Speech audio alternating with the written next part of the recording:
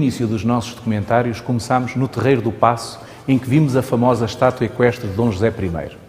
Hoje estamos aqui na Casa dos Gessos, uma das dependências do Museu Militar, perto do Campo Santa Clara, do Panteão Nacional, onde está o molde dessa mesma estátua. Como podem ver, aqui atrás de mim temos então o famoso molde, que tem 6 metros de altura, e a estátua foi fundida perto aqui, nas imediações onde nós estamos, e pesa cerca de 20 toneladas. Pode-se imaginar o que terá sido levar esta estátua desde o Campo Santa Clara até ao Terreiro do Paço, ou Praça do Comércio, como também é conhecido. Sabemos que arcos tiveram que ser destruídos, que ruas tiveram que ser alteradas e também sabemos que este processo levou cerca de 4 dias, desde aqui até então à Praça do Comércio.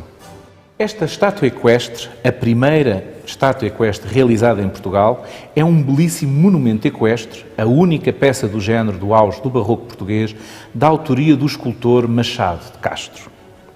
Inaugurada no dia do 61º aniversário de Dom José, a 6 de junho de 1775, tendo sido esta a última cerimónia pública do monarca, a mesma encerra 2 peculiaridades contrastantes.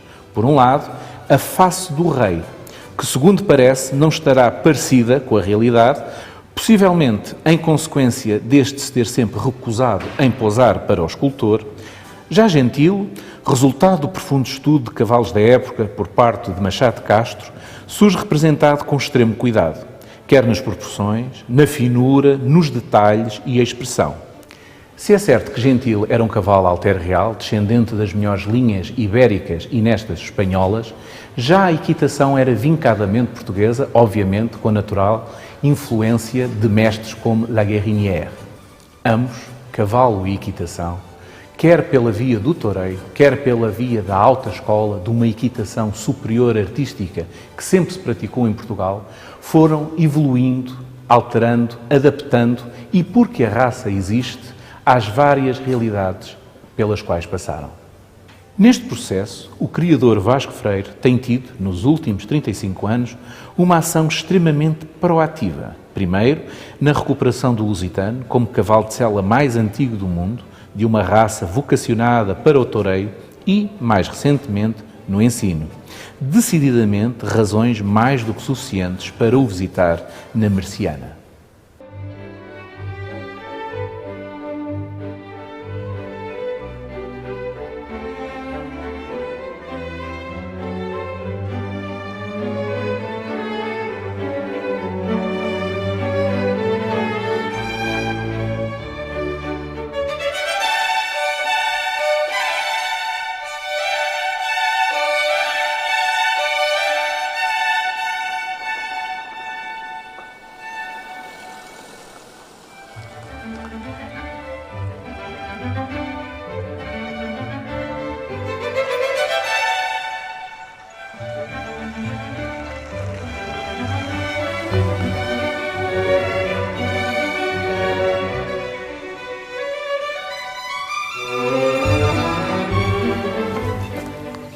Bom dia, Bruno. Bom dia, Vasco, como está? Tudo então, bem? Tudo impecável, boa viagem. Ótima viagem. Tem aqui um sítio lindíssimo. Temos, isto aqui é uma região bonita, aqui a região do Oeste, É muito perto de Lisboa, clima bom, terra boa, vista bonita. E é ótimo aqui para as éguas, não é? Claro que é, porque isto aqui é úmido, temos erva até tarde, de inverno também não é muito frio, mas hoje está um dia bonito. Está ótimo. Vamos ter um dia cheio, não é? Claro que é, temos muito trabalho, Muito muita bem. coisa para ver. Isso é o que nós esperamos. Vamos por aqui. Então, Vasco, como é que começou esta paixão pelos cavalos? Isto começou no início da década de 80, numa paixoneta repentina. E na altura fui ver quem é que tinha éguas boas e comprámos um núcleo de éguas que foi a base da nossa cavalaria. Comprámos 3 éguas ao engenheiro Fernando Sommer, 2 éguas ao Sr. Alfredo Conde, com o ferro quina, e comprei uma égua ao Rui Rosado, uma égua também quina, e dali começámos. A intenção era o toureio. Sim, só o toureio. A minha e a todos. Portanto, à altura ninguém pensava em dressagem, nem em competição de ensino. Mas no fundo havia poucos lusitanos a torear. Muito poucos, muito poucos. Era tudo cruzado ao de árabe, ao de inglês. Portanto, foi a partir de 90 que se começou a criar, portanto, os cavalos efetivamente para o toureio. E hoje em dia, o que é verdade é que é ao contrário. 90% dos cavalos que andam a torear são lusitanos. E ainda bem, portanto, a raça, quando é selecionada, rapidamente chega lá. Portanto, é preciso selecionar. Claro. Foi aquilo que se fez a partir dos anos 90, né? Claro. Um momento importante foi quando o Vasco comprou o Neptuno. Comprei o Neptuno porque era um cavalo extraordinário. Para mim foi o rei dos cavalos, torear. Deu-nos aqui coisas fantásticas e muita gente começou a criar bem. Portanto, o Opus veio para Portugal, o próprio Novilheiro veio também. Era um cavalo que andou a fazer toda a vida saltos de obstáculos, mas de uma linha de toreio, era um cavalo extraordinário e portanto também deixou muita descendência. E além desses três, outras pessoas começaram a selecionar, porque isto é assim, para selecionar cavalos de torear, no mínimo o garanhão tem que ter toreado. O ideal é que o garanhão toreie, que as éguas também toreiem, os pais das éguas e os avós, mas não sendo possível isso, claro, no mínimo o pai que tenha toreado. E foi o que aconteceu. E hoje em dia há muitos cavalos de torear, de tal maneira que o cavalo cruzado já nem é apreciado. Portanto, os toreiros querem é o cavalo lusitano. E bem, e bem. Temos ali as éguas. Qual é o efetivo de éguas reprodutoras que tem? Neste momento, lusitanas, temos 14 éguas já selecionadas para o ensino. Porque o que é que fizemos? Portanto, aquela base do toreio, escolhemos as 6 ou 7 que andavam melhor a passo, trote e galope. Depois comprámos 2 cavalos no Brasil, cavalos de 1,70 m e já com muita propensão para o ensino, que foi o Solar e o Peralta. E hoje temos um grupo de 14 animais, já éguas tudo de 1,70 m, com andamentos, passo, trote e galope. E agora é começar a afinar. Mudar a seleção do toreio para o ensino demora tempo. Você começa a ver resultados ao fim de 10, 15 anos. O Vasco estava a referir um aspecto que era a questão de ter selecionado garanhões com 1,70 m. Qual é a importância da altura ao garrote, no fundo, para quando estamos a falar para o ensino, no caso do lusitano? O cavalo bom é o cavalo bom. E o cavalo que serve especificamente para torear, ou para a dressagem, ou para a trolagem, é sempre o cavalo bom. Claro. Tem que ser selecionado para isso. Agora, no caso da dressagem, numa pista de 120, você tem que fazer lusitanos para concorrer com os cavalos do norte da Europa. Claro. Então, os cavalos têm que entrar numa pista e encher uma pista. Você não pode ir com um cavalo de 1,57 m. Claro. Não é? Portanto, por muita qualidade que ele tenha, os andamentos nunca são tão grandes, nunca são tão definidos, portanto, tudo é mais difícil. Portanto, o que nós temos que fazer no lusitano é não perder as características do lusitano e tentar que o cavalo tenha 1,65 m para cima, ideal 1,70 m, para poder competir com os outros cavalos, porque, ou então temos que fazer uma competição só de lusitanos. Pois, mas isso não é complicado. Não é? Desde que ele não perca a harmonia que deve haver dentro do padrão, não é? Claro, a harmonia dentro do padrão não é por estar dentro do padrão, é porque se não tiver, tem sangue estranho à raça. Esse é que é o problema. Isso tem sangue estranho, não funciona como nós queremos. Deixa de andar redondo, deixa de querer agradar ao cavaleiro, começa a resistir ao freio e à espora, portanto não compreende o que é que lhe pedem. E nós não podemos sair do padrão exatamente por isso. Claro. A raça existe há milhares de anos. Exatamente, isso é... Portanto, não... E a raça é raça e continua a ser raça porque é útil ao homem. Claro. No dia de deixar de ser útil ao homem, deixa de ser raça. Claro. E por ter realmente milhares de anos é que tem essa genética também que pode vir ao de cima quando é necessário e... Claro! Portanto, isto é a raça mais antiga do mundo de cavalos de sela. Exatamente.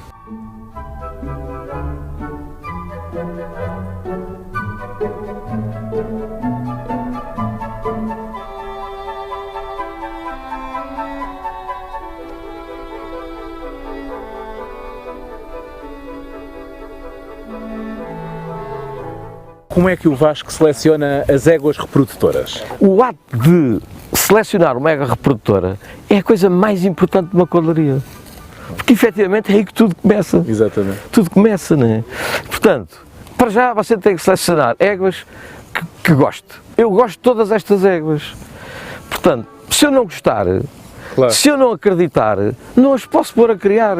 Qual é o critério que eu uso? São vários princípios. Primeiro princípio, eu não ponho uma égua na reprodução que não seja feminina. Uma égua tem que ser feminina. tem que ser delicada, tem que ser bonita. A melhor qualidade de uma égua é ser fêmea. Os grandes cavalos sempre nasceram de éguas femininas. Claro. Portanto, uma égua feminina é melhor mãe, tem mais cuidado, é mais delicada. Portanto, uma égua tem que ser feminina e bonita. E tem que falar comigo. Ou seja, eu tenho que olhar para ela, ela tem que me entender, eu tenho que perceber quem é esta fêmea que está aqui, qual é o caráter dela, quando ela precisar de trabalhar, quando ela precisar de fazer qualquer coisa na vida, como é que ela vai reagir. Portanto, eu tenho que acreditar, claro. Porque ela vai dar filhos para alguém utilizar. Exatamente. E, portanto, no mínimo, o filho dela tem que agradar ao utilizador. Portanto, se ela já não quer agradar sem fazer nada, imagine claro. Quando tiver que trabalhar. Não é? Depois o que é que tem que ter? Uma boa conformação física, porque sem uma boa conformação física é difícil funcionar. Portanto, já tem que ser a equitação, a resolver muita coisa, mas é sempre o rio a querer correr para o mar. Claro. Portanto, o mal está sempre a vir ao de cima. Tem que ter bons andamentos, tem que se articular bem, portanto, nos posteriores, nos anteriores, tem que ter joelho, os corvilhões têm que se articular, tem que ter uma boa mecânica, um bom ritmo, tem que usar o garrote sempre cá em cima, a nuca em cima, o básico. Claro. Mas o mais importante disto tudo é o pedigree. Eu prefiro criar com uma égua menos boa de andamentos, menos boa de morfologia, mas tenha um bom pedigree. Claro. Um pedigree de gente que tenha trabalhado, que o pai trabalhou, a mãe trabalhou, o pai da mãe trabalhou, o avô, o bisavô. A linha baixa eram cavalos que fizeram coisas, claro. Não interessa que coisas, mas foram montados, torearam, andaram na atrelagem, andaram no ensino, é gente do trabalho. Claro. O que eu não posso é criar com um pedigree de playboys. Claro. O pai era um malandro que não queria trabalhar, o avô era outro malandro que nunca trabalhou, mas ganhou uma medalha de prata na Golgã, está bem, e depois, à mão, o que é que isso quer dizer? Playboy, portanto, isso é que não, portanto, o pedigree é fundamental. Essa é a condição. Você pode ter a melhor égua do mundo, 80 pontos ou 90 pontos, se ela vem de um pai que era um malandro, o avô um playboy, ela própria não, então... Claro. Porque aqui o princípio, Bruno, é muito simples. O meu princípio, aquilo que eu acho ao fim de 35 anos, para fazer um cavalo bom, temos que ter uma égua boa, preenche estes requisitos. Claro. E temos que fazê-la cobrir com um cavalo também bom com estes princípios. E se você fizer isso, tem alguma chance de fazer um cavalo bom. Claro. Se não fizer, é impossível fazer um cavalo bom. E estas éguas que nós estamos aqui a ver são então as descendentes daqueles dois grupos iniciais? São umas descendentes das Andrades, outras descendentes das Quinas, já com o Peralta e o Solar, portanto já são éguas selecionadas, claro. Para o ensino, porque nós aqui, o toureio, há 14 anos já não selecionamos para toureio, há mais, desde o ano 2000. No ano 2000 em que nós tínhamos 20 e poucas éguas e selecionei 6 e as outras vendi ao Pablo Hermoso e pronto, e fiquei com essas 6 e daí começámos a criar esta linha. Porquê? Porque sabemos da base do trabalho. O torear é uma seleção brutal. Os cavalos são submetidos a um esforço incrível. Portanto, se não têm boa cabeça, se não têm boa índole, não aguentam, não querem. Claro. E nós, felizmente, como tivemos essa seleção, temos a certeza que as nossas éguas não vão dar filhos malandros, não vão dar filhos que não querem trabalhar. Claro. Agora, se vão adaptar ou não às pistas e às provas de ensino, isso é outra coisa. Claro. Mas que trabalhar, querem trabalhar. Claro. E querem aprender.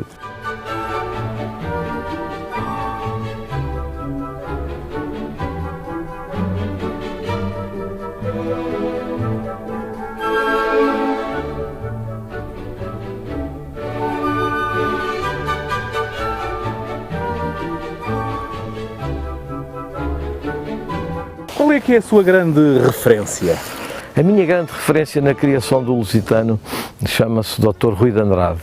Não tive o gosto e o prazer de o conhecer, mas li tudo o que ele escreveu, percebi bem a ideia dele, tentei de algum modo seguir os seus princípios. Portanto, um grande português, mas que viveu fora de Portugal, trouxe-nos uma cultura do cavalo de desporto e depois adaptou ao lusitano. Era um homem muito culto, era um homem que escrevia muito bem e fez muitos livros a explicar o que é que queria fazer, qual era a ideia dele, a alertar para os perigos da raça, e eu vi isso tudo, sublinhei, decorei, e portanto foi uma pessoa, portanto é a minha grande referência. Estávamos agora aqui a falar, eu estava a reparar nestas poldras, mas Sim. já tinha reparado nas outras. O Vasco não tem ferro na... Epá, não, acabei com isso, como começámos a criar cavalos alemães e portanto, e cruzados, e fui um bocadinho influenciado por essa do ferro. Para já, não é obrigatório. A lei diz que desde que tenha microchip e o resenho, não é preciso ter ferro. E depois, porque individualiza demais, porque repara, a raça é uma raça pequena. Portanto, já, aqui em Portugal somos à volta de 500 sócios, cada um tem um ferrinho. Claro. Portanto, e o ferrinho é complicado, porque o meu ferrinho é que é bom, o outro já não é, então para evitar, não tem ferro. Até porque eu não preciso de ferro para os conhecer. Conheço-os um a um como ninguém, desde que nascem, portanto lidamos com eles todos os dias e portanto ao longe já sabemos se é o nosso ou se não é o nosso. Não é? Claro. Ó Vasco, isto está a ser fantástico, ainda por cima temos aqui estas poldras a passar por nós, mas não nos podemos esquecer que ainda temos os garanhões, não é? Ainda falta muita coisa. Ainda falta muita coisa. Vamos almoçar e depois continuamos. É pá, ótima ideia. Vamos embora.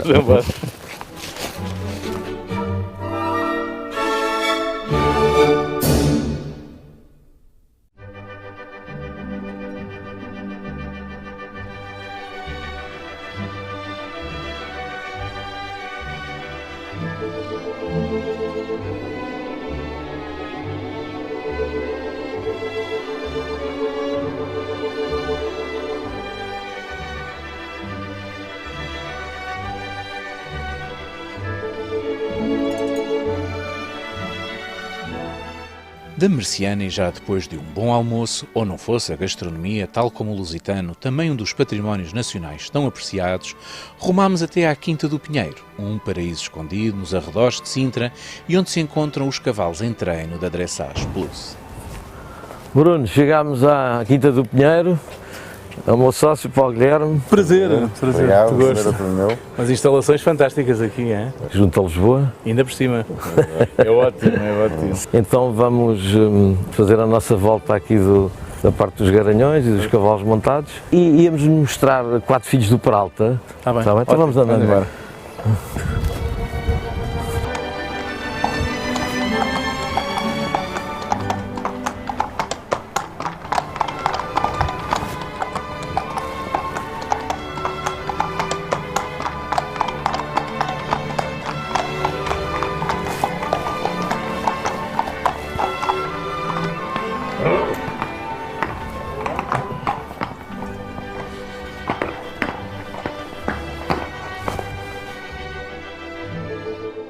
Vasco, isto é que foi uma recepção aqui, hein? Sim, mas é uma recepção à altura dos visitantes.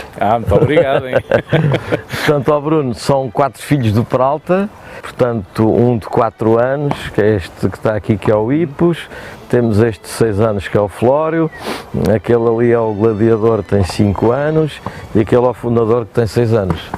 São filhos do Peralta com éguas diferentes. São cavalos que vão começar a entrar na competição e alguns já são garanhões aprovados, portanto já estão a correr. E o que é que gostava de salientar neles? O que eu saliento é a tipicidade e uniformidade dos 4 com mães diferentes, né? O tamanho, são todos cavalos com 1,70 m e que nos enche de alegria porque ao fim de 10 anos de seleção conseguimos ter cavalos grandes. E aquilo que dizia há pouco nas éguas. Nas éguas, temos cavalos grandes, com tipicidade, completamente dentro da raça e que funcionam. E que funcionam na primeira geração, porque daqui para a frente, nas próximas gerações, eu julgo que é possível melhorar. Fazer uma seleção, claro, continuar a seleção. Continuar a selecionar, não é?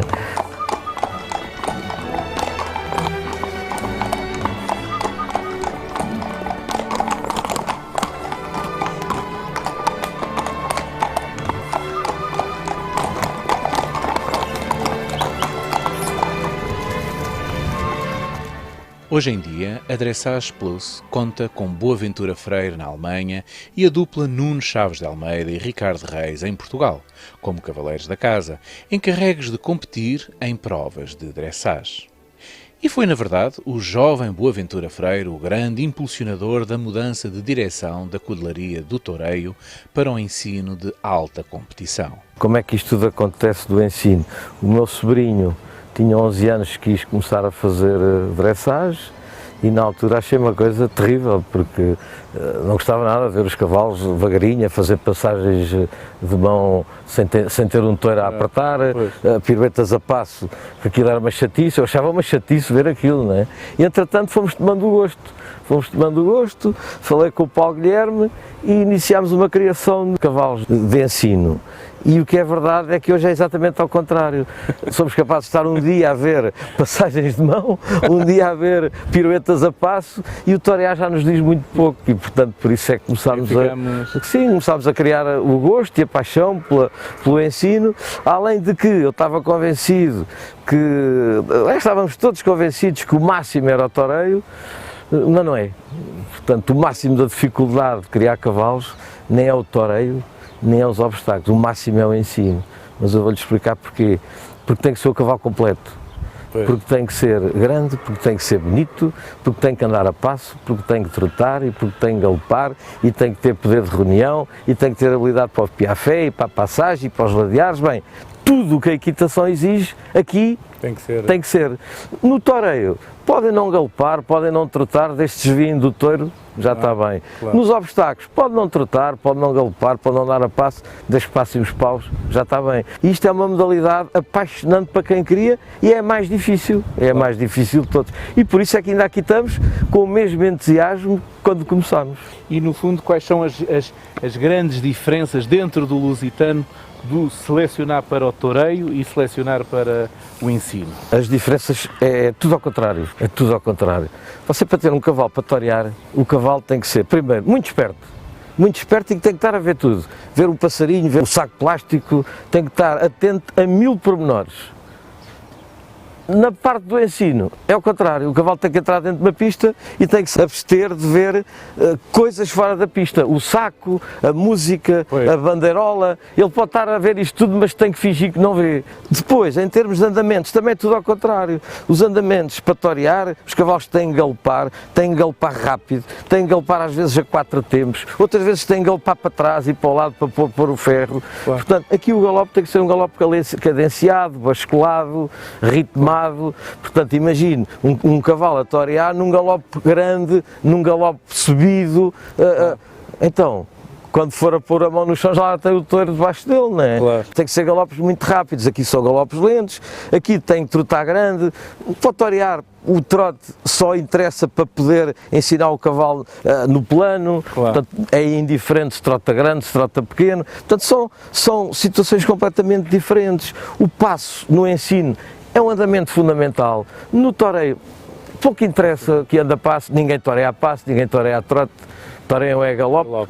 E a serem espertos e vivos e a verem o touro como o inimigo que ele tem que dominar. Claro. Aqui no ensino não pode haver inimigos, claro. Só pode haver amigos. O primeiro amigo de um cavalo de ensino é um cavaleiro, portanto ele tem que estar ao serviço do cavaleiro e tem que se abstrair do resto. Portanto são seleções completamente diferentes. A única coisa que não é diferente é a capacidade de sofrimento. A capacidade de querer agradar ao cavaleiro, a capacidade de não resistir ao freio nem à espora, isso aí portanto, é uma condição principal para qualquer cavalo de sela, até para passear.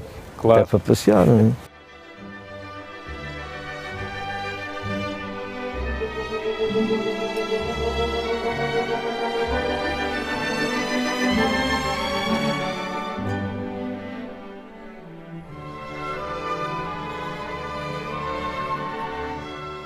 Era tempo de nos despedirmos de Paulo Guilherme e seguirmos para o escritório de Vasco Freire, repleto de troféus de tantas e tantas vitórias nos últimos anos conquistadas pelos cavalos da Dressage Plus. Vasco, de manhã tivemos a ver as éguas e vimos como é que as seleciona. Relativamente aos garanhões, como é que seleciona os garanhões para o vosso projeto? Relativamente aos garanhões é a parte mais difícil, porque as éguas, nós criadores, eu pelo menos falo por mim, portanto, desculpamos sempre as éguas. Quando gostamos muito delas, temos sempre a tendência para ver as qualidades e os defeitos, mas os defeitos às vezes não queremos ver. E quando os queremos ver e os vimos na realidade, pensamos sempre, mas se eu puser um cavalo a esta égua que não tenha este defeito, ele vai resolver o problema. Somos muito mais exigentes nos garanhões do que nas éguas. Por isso a dificuldade em haver bons garanhões, porque qualquer criador é sempre mais exigente no garanhão. E nesse sentido, há garanhões da casa, como é que se processa? Nesta fase inicial, nestes 10 anos, 10, 12 anos, o nosso objetivo foi fazer um núcleo de éguas grandes, boas, bonitas, com bons andamentos. E aí utilizámos, como eu lhe disse, aqueles 2 cavalos que comprámos no Brasil há bastante tempo, o Solar e o Peralta. Agora que temos um núcleo de éguas, de 14 éguas, filhas desses cavalos, temos um problema adicional, é o que é que vamos utilizar nessas éguas para manter o tamanho, os andamentos, a qualidade e acrescentar-lhe mais algum valor. E então, temos estado a fazer há 2, 3 anos esta parte, usar cavalos de outras linhas e experimentando. Uns com alguns resultados bons, outros com resultados menos bons, mas é por aí, porque a consanguinidade, se nós começarmos a fazer a consanguinidade, podemos ter aqui um grande sarilho, porque todas as raças começam pela consanguinidade e infelizmente todas acabam pela consanguinidade em excesso. Portanto, temos de ter aqui algum cuidado, ir equilibrando as coisas e é um tema que não é fácil. Daqui para a frente é a nossa grande preocupação, é que garanhões usar para melhorar, ou mais que não seja melhorar, não estragar. Esse é o grande problema. Aqui o cavalo não é deitado às éguas, não é? Não, não é. Portanto, nós fizemos o centro de inseminação e o laboratório, porque além das lusitanas, também temos o núcleo de éguas alemãs e temos outro núcleo cruzado de alemão com lusitano, importamos Sheman da Alemanha e da Holanda e, portanto, precisamos ter as coisas legalizadas e convenientemente organizadas para usar as técnicas de reprodução que hoje em dia estão ao alcance de qualquer pessoa. Portanto, você pede Sheman para a Alemanha para entregarem amanhã às 10 horas e amanhã às 10 horas está cá o Sheman. Temos de estar atualizados para poder acompanhar a evolução. Agora, os nossos cavalos lusitanos também não cobrem, portanto, de modo natural. Sacamos Sheman, inseminamos ou congelado ou fresco, exatamente igual como o Sheman que vem da Alemanha ou da Holanda, é igual.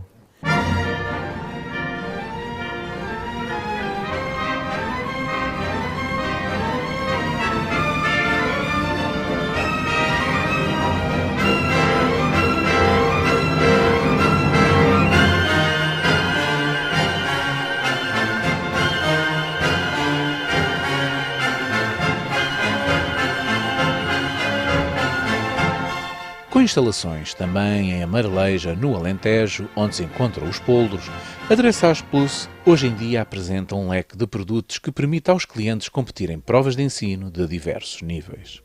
Profissionais e amadores, porque Bruno, o desporto internacional, 90% são amadores. Amadores que querem fazer provas e cada vez querem fazer provas do nível mais elevado. Portanto, os profissionais são muito poucos. Os 10% profissionais vivem dos 90% são amadores. São os que lhe dão aulas, são os que lhes ensinam os cavalos. Portanto, mas temos que fazer cavalos para esses amadores poderem competir ao nível dos profissionais. Você repare, na dressagem internacional, você tem a competir na mesma prova amadores e profissionais. Pode ter a competir o professor e o aluno. Exatamente. E acontece? Claro, cada vez com mais frequência. Essa coisa de dizer, o cavalo é para o amador. Não, amadores que querem ser como os profissionais e que querem ter pontos e querem ter resultados. Portanto, o nosso cavalo, repito, só tem futuro se continuar a ser útil ao homem. O Vasco defende o cavalo lusitano, ao qual reconhece 7.000 anos ou mais. Por outro lado, diz que foi selecionado para o toureio. Certo. Diz que a prática do toureio é diferente da do ensino. Certo. E certamente alguém irá perguntar, então, poderá o lusitano evoluir, sendo útil ao homem no desporto, sem perder as suas qualidades milenares, nomeadamente o padrão e por aí fora? Não, não só pode, como deve. É obrigação de quem está a selecionar tentar fazer um cavalo de desporto moderno para as gerações futuras, mas nunca perdendo a base da nossa seleção de milhares de anos. Eu não me canso de repetir, não podemos perder nunca a índole dos nossos cavalos, a facilidade que têm para compreender aquilo que o homem necessita, a facilidade que têm de aprender os exercícios que lhes ensinam, além da facilidade, o sacrifício que alguns fazem com dor, porque às vezes Um cavalo é um atleta, não é? Às vezes é sempre, e às vezes tem dor. E enquanto os cavalos alemães, à mínima dor, contraem-se e aburram, os nossos, felizmente, podem-se contrair um bocadinho, mas não aburram. Continuam a andar e continuam a fazer e a querer agradar. E, fundamentalmente, os cavalos não podem resistir nem ao freio, nem à espora. Um cavalo, quando tem um contacto com o freio, ou quando tem um contacto com a espora, não é? No sentido da reunião, não pode, em gíria popular, refilar, espingardar. Não, tem que sujeitar. E isso tem a ver com a cabeça. E é por isso que nós nunca podemos perder essa característica única de cavalos de sela em todo o mundo. No dia que perdermos isso, somos iguais aos outros. Vasco, a terminar, o que é para si o cavalo por sangue lusitano? Oh Bruno, o cavalo por sangue lusitano tem sido uma paixão de 35 anos. Uma paixão e ao mesmo tempo um desafio às nossas capacidades, que me tem gasto muita energia durante 24 horas por dia, porque quem não pensar 24 horas por dia no cavalo lusitano é que não tem paixão pela criação, e ao mesmo tempo deu-me um retorno que de outra maneira eu não tinha na minha vida, porque me deu conhecimento, obrigou-me a pensar em coisas que eu de outra maneira não pensava e, sobretudo, deu-me um património de amigos no mundo inteiro que era impossível em qualquer outra atividade eu ter. E, portanto, estou eternamente grato ao lusitano e nem me vejo a viver sem criar lusitanos.